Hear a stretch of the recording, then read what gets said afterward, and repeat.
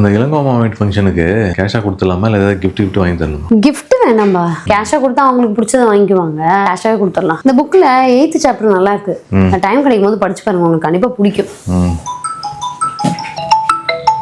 சொல்லுவாப்ல.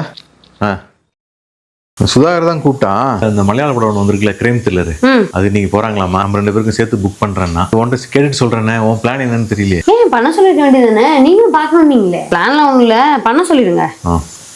என்ன சொரக்காவா? புரியலுக்கா? வாழைக்காய் இருந்த மாதிரி இருந்தது, அது செய்வேன்னு நினைச்சேன். அது ஒண்ணுதான் இருந்தது, எல்லாத்துக்கும் பத்தாது, அதனால தான் சொரக்கா. சரி, என்ன வாழைக்காய் செஞ்சுட்டியா?